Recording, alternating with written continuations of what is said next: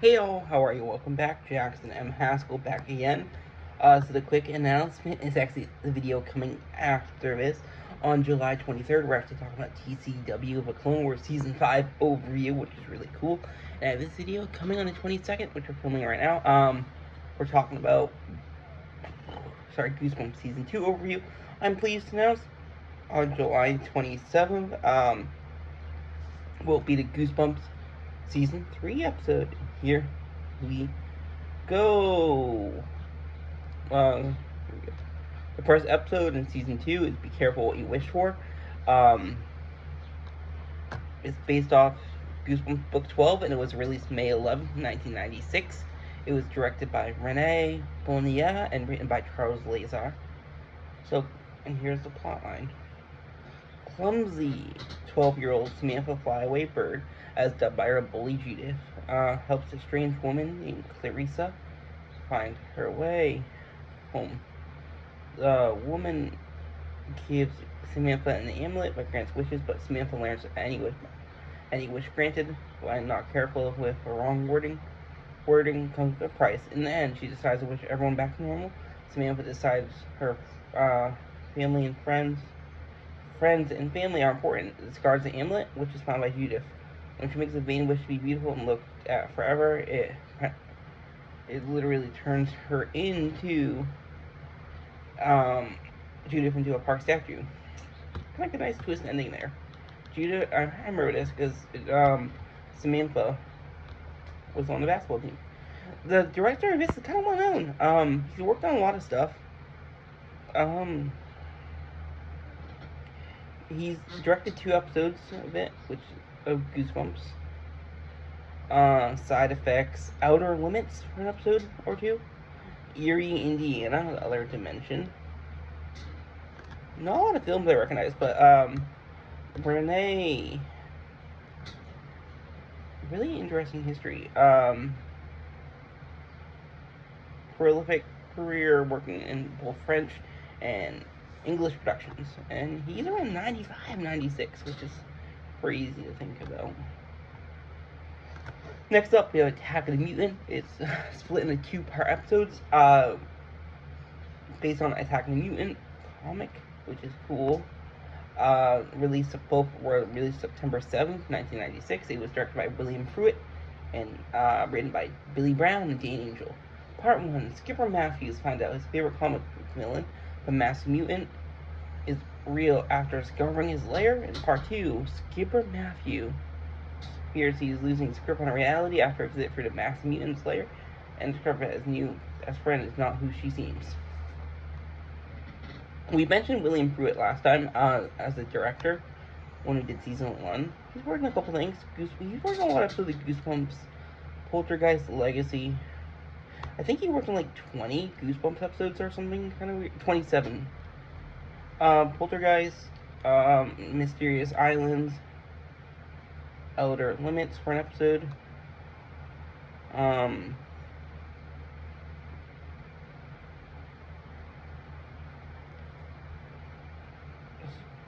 think called Friday's Curse, which 95% would be Friday the 13th series.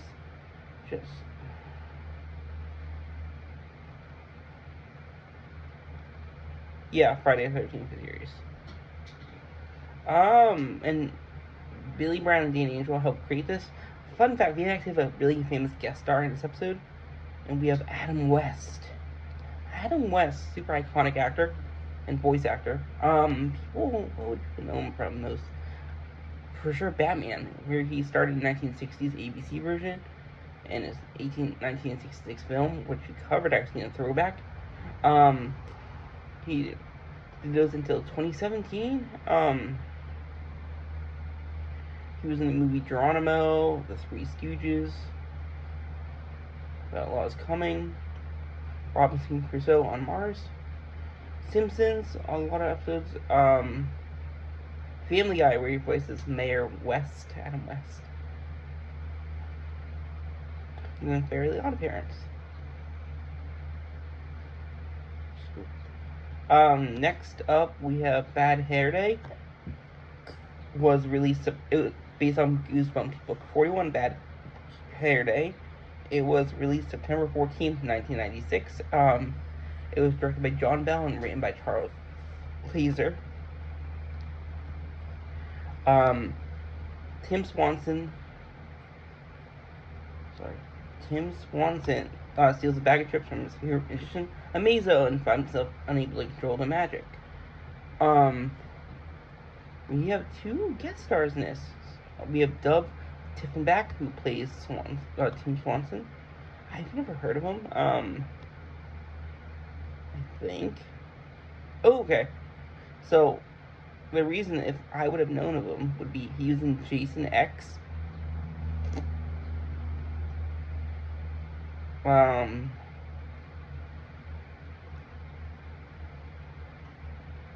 Which is a movie in the Friday the 13th series, not the TV show, where he plays Azrael.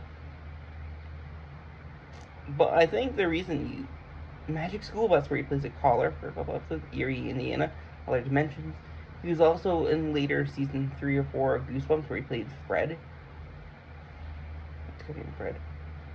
Detroit 187 as J.J. Zagrowski. Yeah. Titans, where he played this character, Gizmo.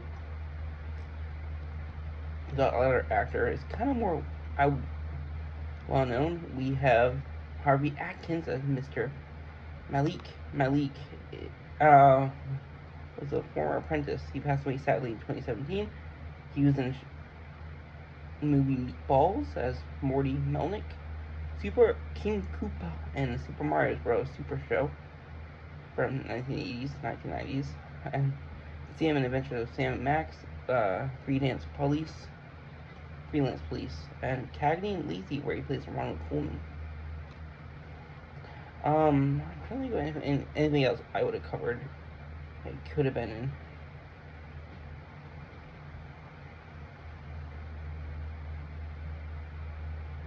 Elf has multiple different voices. Beetlejuice TV show. X-Men, where he plays Sasquatch. And Dr. Eric Winkowski. Sasquatch is an American superhero. Tales from the Crypt, where he plays Uncle Harry and Harold Clump. It's cool. And that's really it. Next episode is Headless Ghost. It was released September 21st, 1996. Cool. It was directed by Brian R.R. Hebb and written by Dan Angel and Billy Brown, and it's based off Goosebumps book 37, Headless Ghost. Pranksters Dwayne Comac and Stephanie Alpert, found themselves trapped in a seaside house haunted by a headless ghost, along with the ghost of a boy who died falling for the dumbwaiter. That ghost of a sea captain who takes the form of a friendly but firm tour, a guy named Otto, later whom has plans and plays for Stephanie. This one has a really twist ending.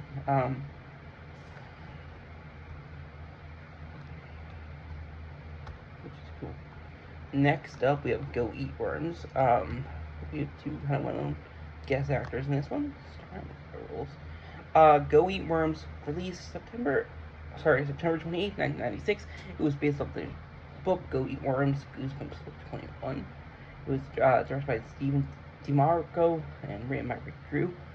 Todd Barstow uses his last worms to pull a prank on his little sister Regina. Then his test worms show up in his lunch container and in his bed. Thinking it was Regina, he goes to the woods on a rainy night to search for more worms in order to pull a prank on Regina. Uncovers a cave as inhabited by a giant wormhole. Bent on killing Todd for mistreating her offsprings. This one has a nice twist ending too. I'm pretty sure it's different in the book. So we have one of the actors is this guy named Noah James Shabib, also better known as 40.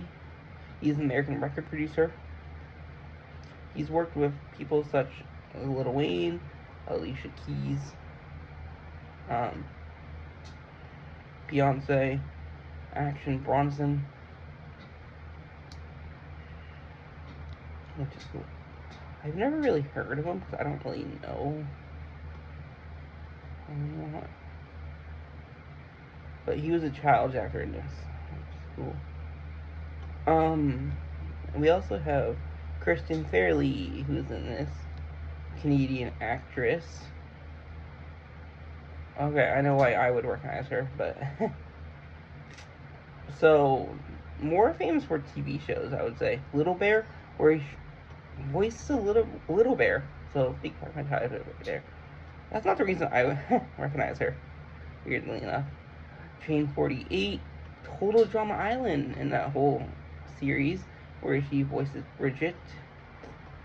Then she also appeared in Total Drama Redonkulous Presents Redonkulous Race, where she plays Carrie, which is cool.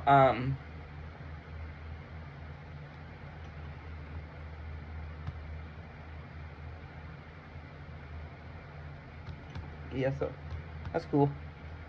Revenge of the Lawn Gnomes. Oh wait, sorry. You Can't Scare Me is up next. Released October 5th, 1996. It was directed by Rene Bonnier and written by Peter Mitchell. It was based on You Can't Scare Me book, Goosebumps book 15. Two pranksters quest to scare a fearless Courtney ends up running scared when they encounter a mud monster at a local swamp. We have another guest actor in this one. Her name is Charlotte Sullivan. I don't know a lot of these Canadian actors. She's appeared in a lot of stuff. Harriet the Spy, where she plays Marion Hawthorne. Goosebumps, where this would have been her second or third really early role, which is cool. New Ghostwriting Adventures, where she plays Amelia Camilla Gonk. Are You Afraid of the Dark, with Tale of the Hunted, which is cool. Yeah. Next up, we have Revenge of the Lawn Gnomes. It was released October 12th, 1996. It was directed by William Pruitt and written by Charles Laser and based off Revenge of the Lawn Gnomes, Goosebumps book 34. Joe Burton's dad buys a pair of lawn gnomes for a lawn contest, but Joe and his sister Mindy discover that their lawn gnomes are alive and cause destruction to the militant neighbor. Garden at night, with Joe being framed for it. Siblings learn that the gnomes can only move in the dark, so they try to prevent the gnomes from attacking the garden, but are caught by the neighbor, who chases them away and attempts to throw the gnomes out, only to be attacked and turn into one by himself, which is cool. Next up, we have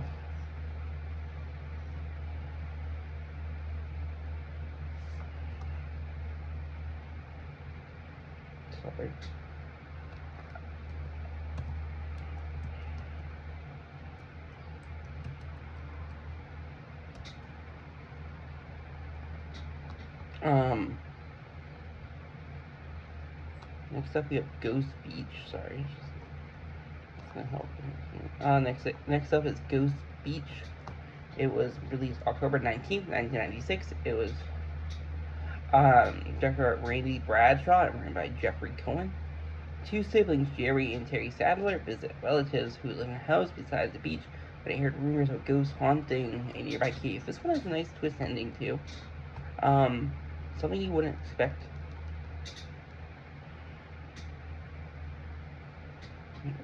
Next up, we have Attack of the Jack-O-Lanterns. October 26, 1996.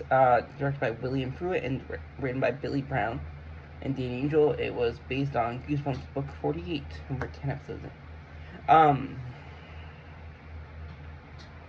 When Drew, Brockman, Walker, Shane, and Shayna trick or treat with the rivals Tabby and Lee, they come across two pumpkin-headed creatures who force themselves to trick or treat forever.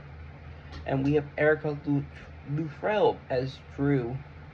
Back again, Drew Brockman. We saw her in season 1, I'm pretty sure. She's a Canadian actress.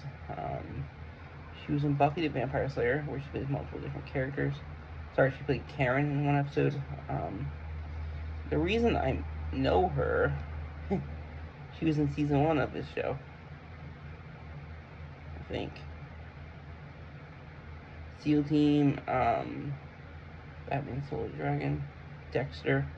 Yeah, so she was in Piano Lessons Can Be a Murder, where she played Kim, and she played Keisha Franklin on a Magic School Bus, which is cool.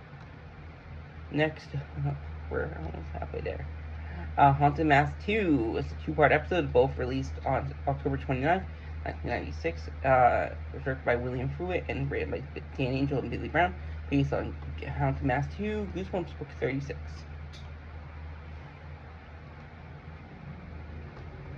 Steve Boswell takes an old man-like mask from the store, same store Carly Beth went to, and begins to become an old man. Meanwhile, original Haunted Mask returns, and through Steve plans its revenge on Carly Beth. Cool. Next up, we got Let's Get Invisible. It was directed by Ron Oliver. Sorry, it was released November 2nd, 1996. It was directed by Ron Oliver, written by Rick True. I'll mention Ron Oliver after we talk about this. Max and Noah Thompson find a mirror in the attic that turns users invisible, but on the other side is a world where an evil mirror reflections want to switch places with the real people. We have a guest actor, and let's talk about Ron Oliver. Ron Oliver. We've not mentioned him yet, I'm pretty sure. Kind of well known for these kind of shows. He works on things such as Harriet the Spy, Log Wars, Scout Safari, where he was a producer. He was also the writer, director, and producer for Hello Prom Night. Sorry, he worked on Hello Prom Night 2, Mary Lou. Hello Mary Lou Prom Night 2, which is cool. The reason I would probably know him, he was directed multiple episodes of Are You Afraid of Darks and Goosebumps, which for me were two big shows growing up in the 1990s, you know. Next up, we have the guest actor we have is kind of well known. His name's Kevin Zegers, and he plays Noah Thompson, which is cool. I don't know if we've seen him yet, but we have seen him for Let's Talk Horror. He was in Wrong Turn from 2003, where he plays Evan. He was also in the movie Frozen. Not the Disney one, a horror film directed by Adam Green.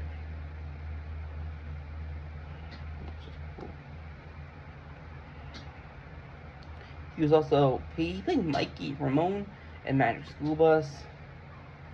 He was in an episode of X-Files, which is cool. This So Weird, where he plays Ron Ullman. And So Weird is an interesting show. I covered it like a year or two ago as a throwback. Next up, we have Scarecrow Walks at Midnight. It was released. Oh, sorry. Let's Get Invisible, Goosebumps Book 6. But Scarecrow Walks at Midnight, released November 9th, 1996. It was directed by Randy Bradshaw and written by Scott Peters. It is based off Scarecrow Walks at Midnight, Goosebumps Book 20, which is cool. Jody and her brother, Mark, are sent to spend a month with their grandparents and their shifty farmhand on their farm, only to realize that scarecrows there have been brought to life and haunt the farm at night. Next up, we have Monster Blood. It was directed by, November 16th, 1996. It was directed by Timothy Bond and Rick True. I'm going to talk about Timothy Bond in a second after.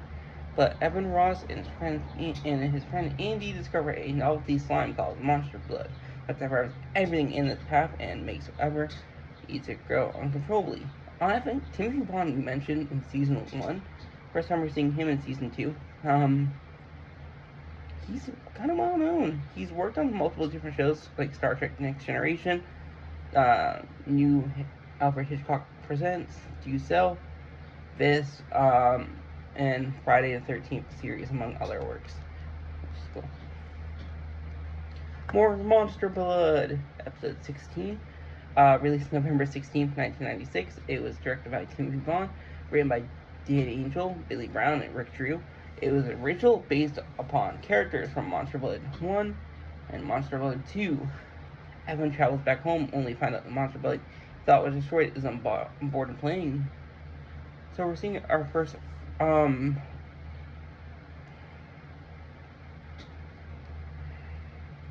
sorry, our first original, which is cool. Next up, we have Monster Vampire Breath, released November 23rd, 1996. It was directed by Ron Oliver and written by Rick Drew. Freddy and Kara, and it's based off Vampire Breath, book 49.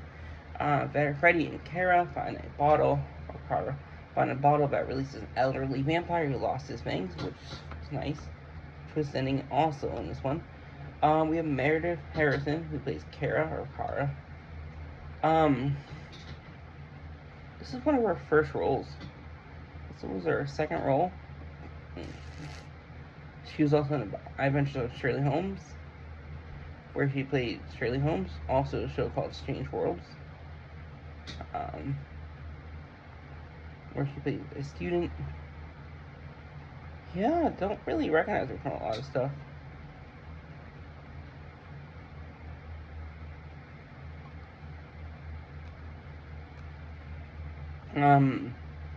Next up, we have How to Kill a Monster. It was released February 1st, 1997, so it's a couple months break. Directed by Ron Oliver and written by Ron Oliver. And it was based on Goosebumps book 46. Gretchen Hughes and Clark Boretsky stay at their grandparents' house in the middle of a swamp that has a seemingly invincible monster locked in their room. Yeah. And it stars Ricky Mabe as Clark, which is cool. Calling All Creeps, released February 15th, 1997, directed by Craig Price and written by Dan Angel and Billy Brown, based on Calling All Creeps, Goosebumps book 50. Ricky Beamer plays a prank on his rival, Toffee McLean, that calls attention of school bullies named Ward, David, and Brenda, all are actually reptilian creatures bent on world dominating by converting humanity. Cool. Next up, we have Welcome to Dead House, part 2, released in 2 parts. Both parts were released on June 29th, 1997. Directed by William Pruitt and written by Billy Brown and Dan Angel. This is the first Goosebumps book, which is cool. The Benson family moves into a house in a neighborhood where its residents are killed in an accident from a chemical factory and want the family's blood to survive, which is cool. Next up, we have number 22, Don't Wake Mummy, released July 12th, 1997. It was directed by William Pruitt and written by Rick Drew. It's based on Don't Wake Mummy, which is a show, a book from Even More Tales to Give You Goosebumps, which is cool. This one should be kind of quick one. A family inherits a sarcophagus that holds a cursed living mummy. We have a guest star, Andrea A.J. Cook. Yeah.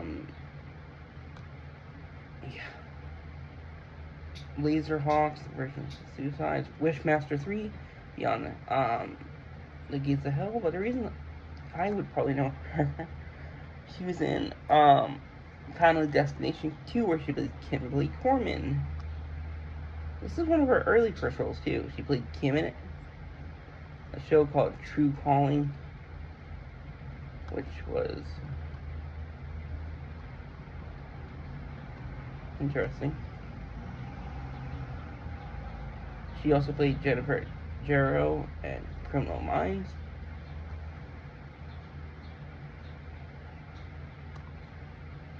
Next up, we have Blob Eats Everyone, released July 19th, 1997. Directed by Randy Bradshaw and written by Charles Laser. It's based on Blob Ate Everyone, Goosebumps book 55. Zach Beauchamp and his best friend Alex wander into an abandoned antique shop to find a typewriter where Zach uses to type up a story of an oozing blob monster that terrorizes the video store at the mall.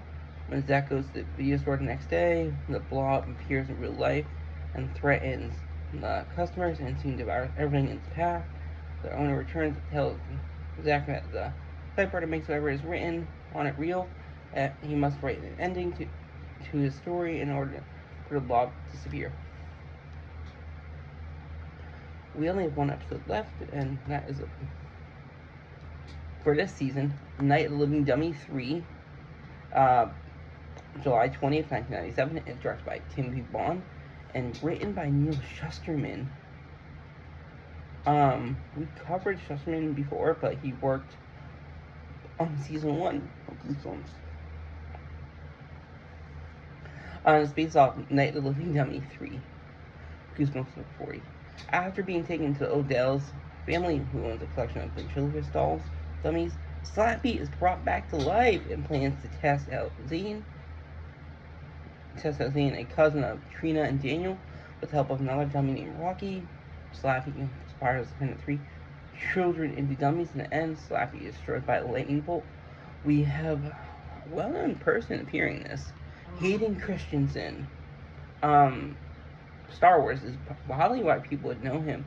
He plays Anakin Skywalker in episode 2 and 3, and also appears in the show Obi-Wan Kenobi, which is cool. That's it for this, which is cool. I'm super excited. Like I said, the video coming